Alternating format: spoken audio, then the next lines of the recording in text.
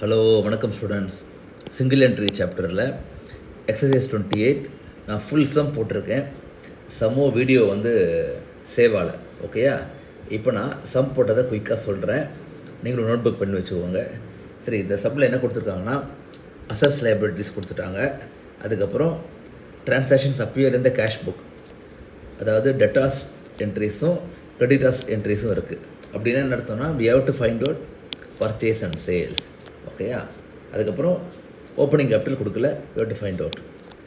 So first step sales, second purchases, third opening capital, அதுக்கப்புறம் normal trading in P&L account. ஓகேயா? அதுக்கப்புறம் ஒரு adjustment இருக்குது.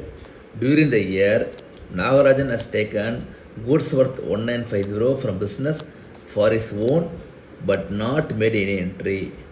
அப்போ இது பேசிக்கலி ட்ராயிங்ஸ். இது ஆனால் ட்ராயிங்ஸ் டெபிட்டில் போட்டுட்டு கிரெடிட்டில் you should credit only credit trading account. ஓகேயா? ஏன்னா ஸ்டாக் ஷுட் நாட் சேஞ்ச். அதாவது ட்ரேடிங் அக்கௌண்ட்டில் மாத்திரம் இந்த ட்ராயிங்ஸ் முன்னாடி என்ன ஸ்டாக் இருந்தோ அதை we have to add back. ஓகேயா? So debit drawings, credit trading account. Okay, சரி. இப்போ டெட்டாஸ் அக்கௌண்ட் போடலாம். Opening balance 8,000. Okay, then closing balance 25,500. Received on cash sales வராது. கேஷ் சேல்ஸ் டெட்டாஸ் அக்கௌண்ட்டில் வராது. ரிசீவ்ட் ஃப்ரம் டெட்டாஸ் 1,60,000 வரும். 1,60,000 போட்டாச்சு.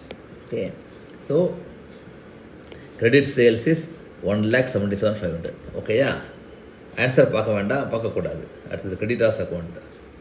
By balance brought down 12,500. Okay, to balance carried down 10,000. Okay, then payment to sundry creditors 1,32,000.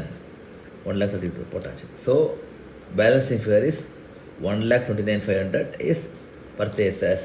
ஓகேயா? Clear. இப்போ balance sheet போடலாம். Balance ஷீட்டில் plant 25,000, stock 22. So plant 25. Okay, debtors கொடுத்துட்டாங்க. So 8,000, இது 12,500. Okay, then cash 4,000, bank 6,250. நம்ம டக்குன்னு போட்டக்கூடாது. பேங்க்கு மாத்திரம் டெபிட்டாக கிரெடிட்டான்னு செக் பண்ணணும். டெபிட்டாக கிரெடிட்டாக செக் பண்ணணும். ஏன்னா டெபிட் பேலன்ஸ்னால் நார்மல் பேலன்ஸ் அசட்டில் வரும். கிரெடிட் பேலன்ஸாக இருந்தால் கரெக்ட் லைபிலிட்டியில் வரும். ஓகேயா? சரி, இப்போ இதில் எல்லாத்தையும் போட்டாச்சு. அப்போ கேபிட்டல் இஸ் 49,150. ஏன்னா இதெல்லாம் டியூரிங் த இயர். ஸோ அப்போ இதெல்லாம் எதுவுமே வராது ஓப்பனிங் கேபிட்டலில். ஓகேயா? இப்போ trading and P&L account. Okay, to purchases 129,500. Okay, அதே மாதிரி சேல்ஸ் 177,500. ஓகே, இப்போ என்ன இருக்குது? கேஷ் சேல்ஸ் இருக்குது 31,250. அது மாதிரி cash purchases 28,850. Okay, opening stock போட்டுக்கோங்க 22,000.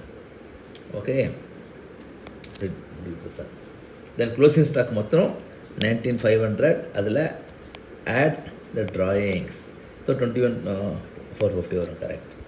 Okay, then wages will come in trading account. So gross profit is 34,850. Cross profit 34,850 அது போட்டுருங்க.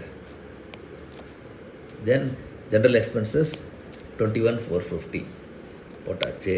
Okay, then depreciation 10% on plant and machinery. So 10% is 2,500 rupees. So net profit is 10,900. Okay.